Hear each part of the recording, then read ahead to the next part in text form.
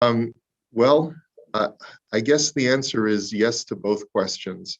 It is still a great hassle because you still have to go for your PCR test to get back into Canada, and you have to wait on a long line in order to show your PCR test, and you have to go through this app.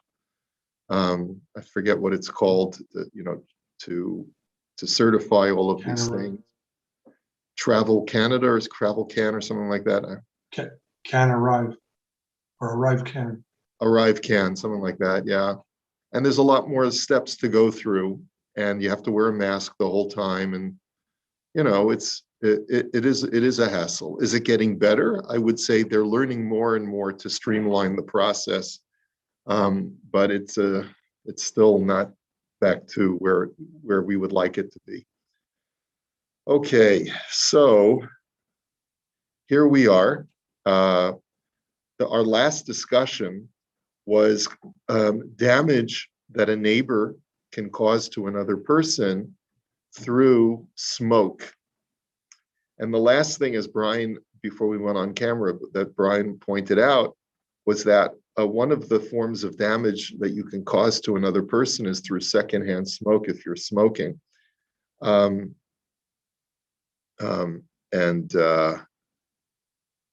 And as he had said in the Imrei Yaakov and Pei Gimel over here, Asur lama'ashnim la'ashen beveis hamedrash kishenim shasham afilu echad she'eno misha'in shemitztaer mizeh.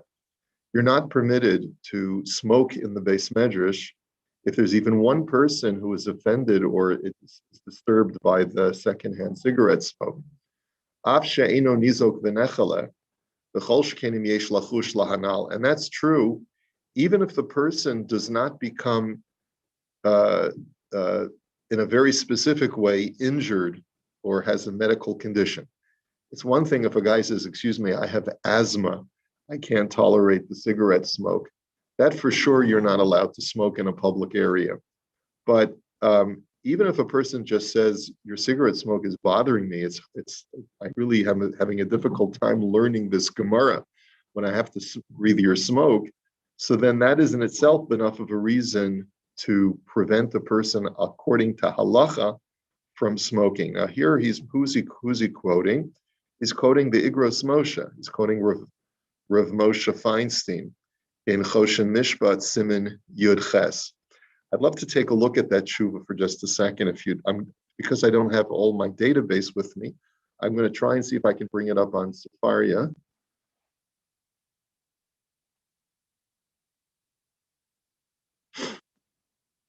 Let me just see. That's interesting. Okay. So halacha.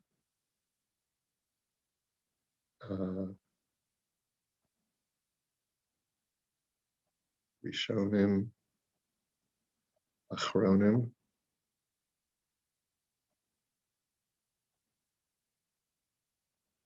No, they don't. They don't seem to have it. Oh, responsa. Here we go. Responsa. Go to Rishonim, Achronim.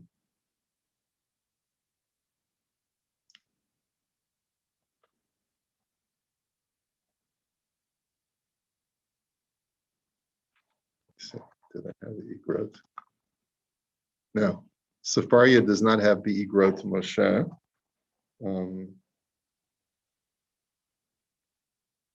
Let's see. I think. Do I have it here with me? Look up in the search, Igrot, Igrot. Yeah, no, they don't. They don't seem to have it. Just trying to think. If you do a search, have you been able to find it in the past, the Igros Moshe in Sefaria? I'm looking at it now. It's not complete. Let me see. Gray matter, kashrut, chalav yisrael. This is approach. Just have some references to them. Yeah. Let me just try HebrewBooks.org.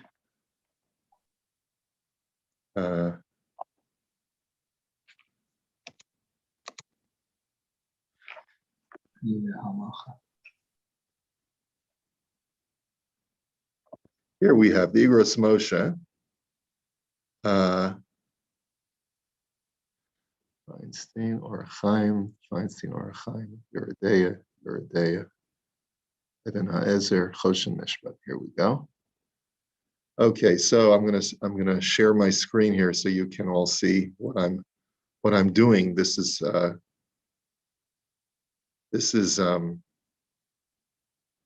HebrewBooks.org, which is an online resource. And we're going to go to Siman Yud Ches.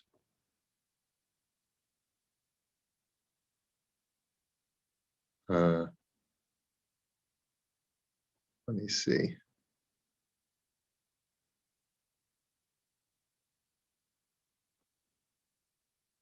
This doesn't seem to be the correct tshuva.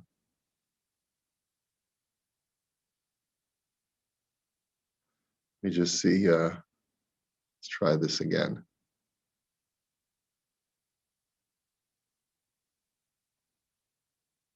Siman Yud Ches, Choshen Mishpat, Siman Yud Ches.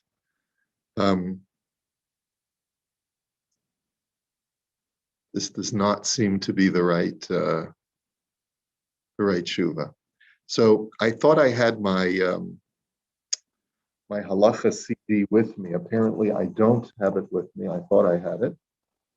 I apologize for that, but I will make sure that I have a copy with me next time. But this is not the correct edition. Let me just see. Maybe it's maybe it's this one.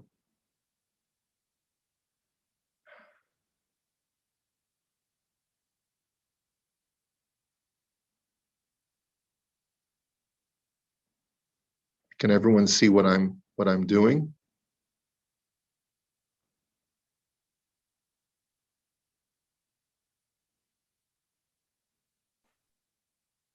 I'm saying the guys that are online. Yeah. Your screen is changing. Yeah, we can see. Let's see.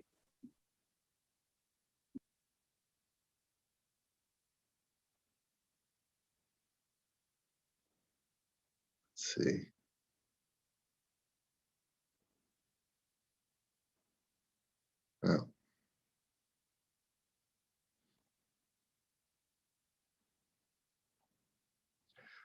Sorry, it just doesn't, it's not here. So there's an error in the footnote.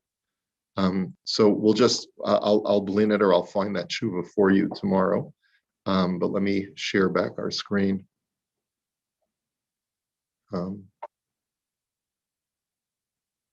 Here we go. Okay, so that was the law that Rav Moshe addresses having to do with smoking. So let us go. The next thing is that the smoke that the neighbor creates that is forbidden, if it bothers the neighbor next door, it has to be a smoke that regularly wafts over to the other neighbor's property with a ruach mitsuya, with a common wind. But if it's very rare for that smoke to make its way over to the other neighbor's property, and it's only through an uncommon wind, the neighbor is not obligated to remove that source of smoke. And the examples that are given in the halacha is mitanur v'kirayim shelo, is if a person is operating some kind of oven or stove instrument in his backyard. Typically, people set up their stoves and ovens outside. That was very common because they didn't have methods of ventilation to keep the carbon monoxide out of the house. And so they would keep their ovens outdoors. And if you've got a big industrial oven that you've set up in your backyard because you're baking for the whole neighborhood, and it's creating a lot of smoke, so that's grounds for a neighbor to protest. And he writes that Isa b'Shulchan Aruch Siman Kuf Nun Hey Seif Lamed Zayin, the Shulchan Aruch writes that the Ashan Shamru Dafka be'Ashan Tadir, the only time it's prohibited is if it's a constant and regular smoke. Kigon Kivshanot Shal Nachtomim V'Shal Yotzrim V'Chayotze Bahem, ovens that belong to professional bakers, or ovens that belong to professional potters. A potter will use an oven to solidify the pottery that they're making. You have to, what is it called? Cure it? A kiln. There you go. You have to put it in a kiln. So that's a type of oven that could potentially be prohibited to set up in a residential area if the smoke is going to be damaging or offending the neighbors.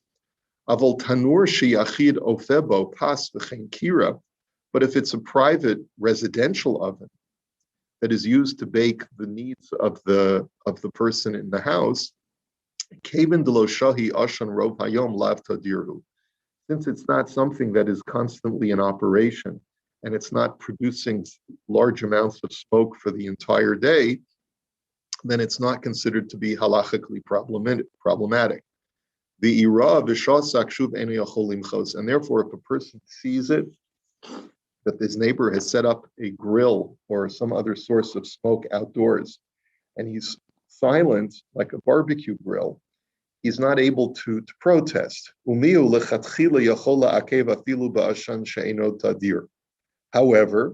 the Shulchan Aruch writes that if the guy buys a new oven and he sets it up in his backyard, even if it's just a residential oven, you do have a right to say at the outset, I don't want this next door to me, which would be very interesting. What would be a common application of that? Let's say a guy buys a smoker. You know what a smoker is? That's a big thing today. I know a lot of people like to smoke their meat instead of regularly cooking it. Now, but it's not something that everybody has. 1 in 20 people will buy a smoker, right? Let's say you live next door to a guy who wants to smoke meat in his backyard. Do I have a halachic right to say, you have a right to do whatever you like, but every single Monday and Thursday when you're smoking that meat, it's coming over to my property. My kids can't play in the backyard because they don't like the smell. There's a lot of smokiness that's coming over to my property. It seems, according to this opinion in the Shulchan Aruch, that you would have a right to tell a guy, I don't want you setting up that smoker right next door to my backyard.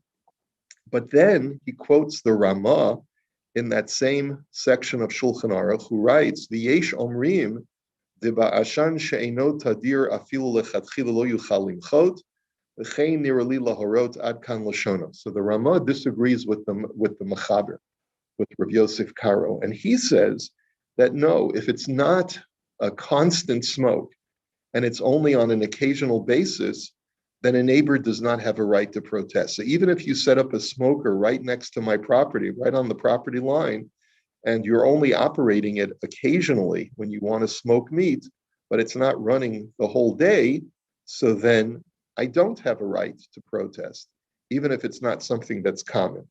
V'ayin sham b'shach sifkat miyutes shehechazik b'das hamachaber v'chein sasam kan harav. So this machlokes as to whether you can protest an irregular source of smoke at the very outset is something that is debated in the later poskim. The Shach takes the side of the first opinion, of that of the Mechaber, who says that even if it's an irregular source of smoke, you do have a right to protest if it's something that your neighbor is introducing anew. Aval b'shut Rabbi Akiva Eiger sof simin kuf nun aleph daita ledina kaharama deba'ashan she'eno tadir afilu lechatchila lo yuchal limchot. The Rabbi Akiva Eiger, however, disagrees, and he takes the side of the Ramah, who says that no, if it's an irregular smoke that is not running with constancy, then you don't have a right to protest the guy who's setting up a smoker. So my neighbor gets a smoker, he decides to put it up right by the property line. It's creating smoke like every Sunday morning, let's say, or every Thursday morning. And I tell the guy, really, do I have to live with this now every week that you want to smoke your meat? So he says to me, well, it's a machlokes, and I choose to side with Rabbi Akiva Eiger, who says that I'm allowed to do it, and you can't stop me. So what are you going to do about it? That's one of those situations like we've spoken about before, where you have a machlokes it is within the right of one person who is the offender to say, I paskin like so and so, and therefore you cannot stop me from doing it al pi halacha. Yes. So, Rabbi, I'm trying to remember back because it's been a while whether we had a discussion about noise and the frequency of noise that might disturb you from a neighbor. I don't remember hearing that if it's not constant noise, if it's just occasional noise, then somehow that would be all right. And it's the kind of same thing where once the noise is finished, the damage is stopped. It's not like a leaking something or other that even if it's occasional, just when it rains, eventually it will do damage over time. But noise seems to be similar to smoke. And yet I don't remember hearing, as I say, that, if it's not constant, then somehow that's acceptable. So why would we be so lenient here, in some opinions? The truth is we're going to see the issue of noise damage a little bit more, whether or not noise damage is considered to be a significant form of damage. Every source of damage has to be judged uniquely and approached in the way that the poskim approach it. Smoke damage is one damage that is acknowledged by the Gemara. Corrosive damage, right? Things that are corrosive agents, like we said, urine, and regularly barraging my neighbor's wall with a corrosive agent is considered to be a damage that I can protest. Whether noise damage or sight damage is considered to be damage, remember we had said, let's say air damage, right? By my preventing air from coming into the breeze that you normally are used to from coming into your property because I erect the wall, that is a valid source of damage that I can protest. But we said that when it comes to hezek re'iyah, right, if you are used to a certain landscape that you want to see every day, and by you putting up that wall or that tall structure right next to my house, you've blocked my view, that technically is not covered by halacha, right? And so there you have an issue where it's the right of the builder and not the right of the neighbor who likes the view. With noise damage, I don't remember whether we've specifically addressed it, but clearly you could appreciate that noise damage and smoke damage might be dealt with differently. When we go into the biurim on the right side, we're going to talk about a person who has an appliance in his home that is the source of a lot of noise, and whether or not you can protest your neighbor's use of a noisy appliance like an air conditioner. Okay, so we will get to that. Okay. And I wonder also whether things might change over time. I think we already said that we're more aware now about the long-term effects negatively of not ingesting, but taking in smoke, not even cigarette smoke, but any kind of smoke. And so if the rabbis understood more that this is a health issue rather than just an inconvenience, might their opinion have been different? Yes, exactly. Yeah, and 100%. If you can identify that something is a carcinogen when it was previously not known medically, then of course you could prevent your neighbor from doing it. But then again, the question is, how far do you extend that? What about the argument that a regular noise or the lack of a nice view could have an adverse effect on my mental health in the long term, right? So how far do you take that?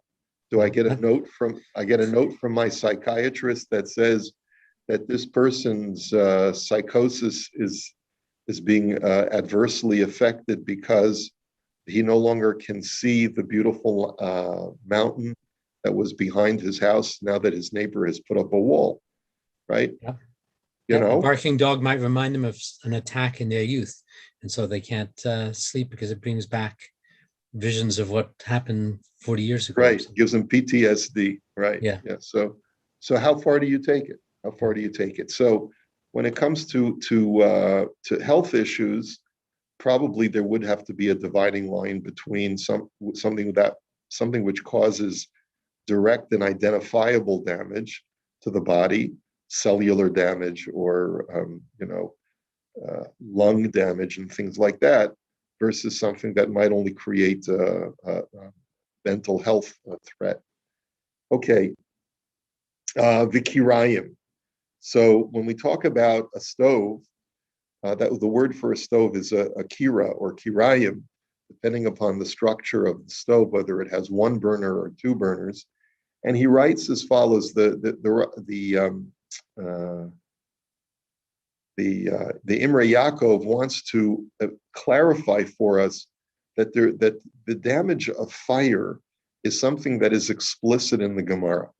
Isa b'Shulchan Aruch Siman Taf Yud Ches de'eshu av, that the major category of what this damage is called is under the category of fire. Dichsiv kiseitze eish umatzah kotzim, that if the Torah writes that if fire leaves my property and it meets up with my neighbor's foliage on his side of the property and it burns down his foliage, then I am responsible for that damage. And the definition of it, therefore, is, to put it in the most generic terms, is v'hu mamono sheholech lemerchok umazik al yedei haruach shemolicho. I start with a source of potential damage on my property, and the wind carries that item or that source over to my neighbor's property. Lefichach kol hadomalo shehu mamono v'holechu mazik hu toldasa. And therefore, anything that falls under that rubric or that general description, that it starts on my property, but it travels through another agent like wind, and it damages my neighbor's property, falls under the category of eish. And we know that when the Torah describes this source of damage, it says when fire will go, when fire will travel or emit. And that implies that even if it happens naturally on its own, that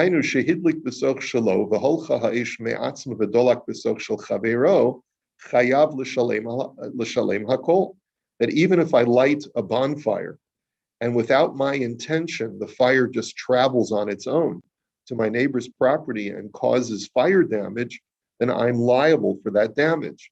The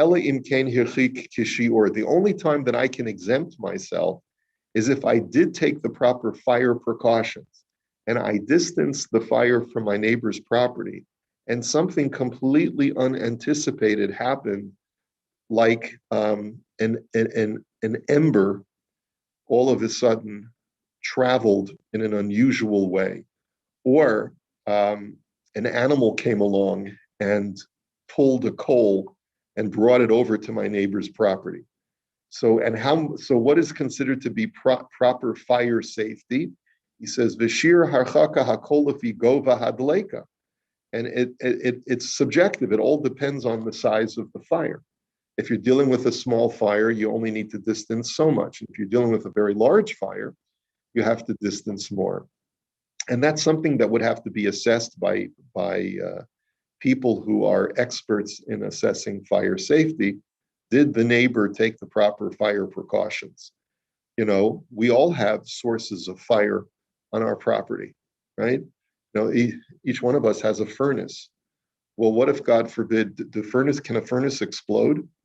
Does that ever happen? I've never heard of it happening, but I suppose, let's say a person has a furnace and a freak accident happens and a spark from his furnace goes and travels to his neighbor's property. So he would not be liable in that kind of situation because he's taken the proper precautions to purchase a certified furnace that meets all of the safety criteria.